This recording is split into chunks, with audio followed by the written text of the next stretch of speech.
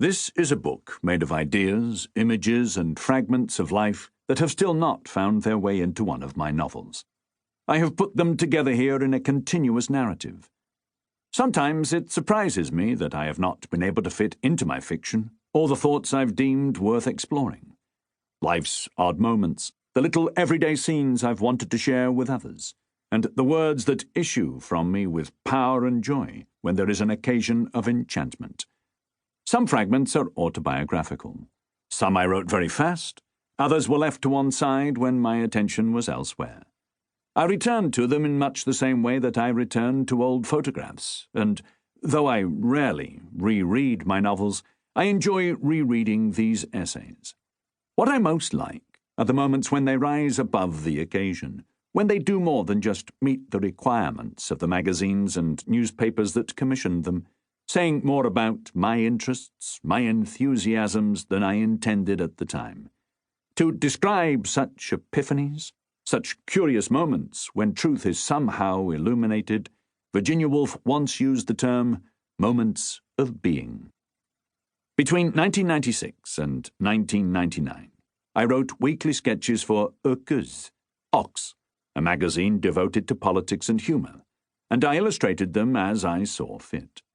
These were short, lyrical essays written in one sitting, and I very much enjoyed talking about my daughter and my friends, exploring objects and the world with fresh eyes, and seeing the world in words. Over time, I have come to see the work of literature less as narrating the world than seeing the world with words. From the moment he begins to use words like colours in a painting, a writer can begin to see how wondrous and surprising the world is, and he breaks the bones of language to find his own voice.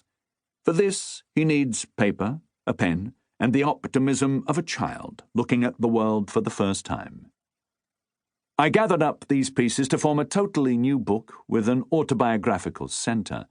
I discarded many fragments and shortened others, taking only excerpts from my hundreds of articles and journals, and assigning quite a few essays to strange locations that seemed to fit the arc of that story. For example, the 3 speeches that have been published as a separate volume in Turkish and many other languages under the title My Father's Suitcase, containing the Nobel lecture of the same name, as well as in Kars and Frankfurt, the speech I gave to mark the German Peace Prize, and the implied author, the speech I gave at the Peterborough Conference, appear here in separate sections to reflect the same autobiographical story. This edition of Other Colours was built from the same skeleton as the book of the same name, first published in Istanbul in 1999. But the earlier book took the form of a collection, while this book is shaped as a sequence of autobiographical fragments, moments, and thoughts. To talk about Istanbul, or to discuss my favourite books, authors, and paintings, has for me always been an excuse to talk about life.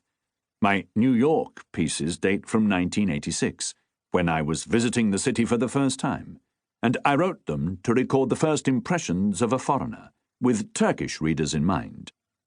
To Look Out the Window, the story at the end of the book, is so autobiographical that the hero's name might well have been Orhan. But the older brother in the story is, like the older brothers in all my stories, evil and tyrannical, bearing no relation to my real older brother, Şevket Pamuk, the eminent economic historian.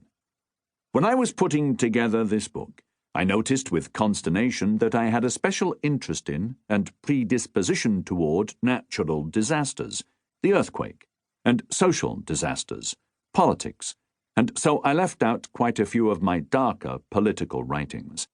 I have always believed there to be a greedy and almost implacable graphomaniac inside me, a creature who can never write enough, who is forever setting life in words, and that to make him happy, I need to keep writing. But when I was putting this book together, I discovered that the graphomaniac would be much happier and less pained by his writing illness if he worked with an editor who gave his writings a centre, a frame, and a meaning. I would like the sensitive reader to pay as much attention to my creative editing as to the effort I put into the writing itself. I am hardly alone in being a great admirer of the German writer-philosopher Walter Benjamin.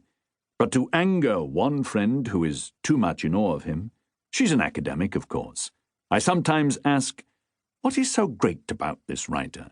He managed to finish only a few books, and if he's famous, it's not for the work he finished, but the work he never managed to complete.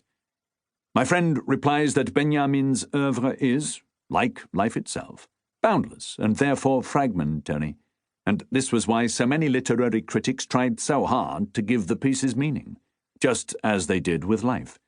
And every time I smile and say, one day I'll write a book that's made only from fragments too. This is that book, set inside a frame to suggest a center that I have tried to hide. I hope that readers will enjoy imagining that center into being.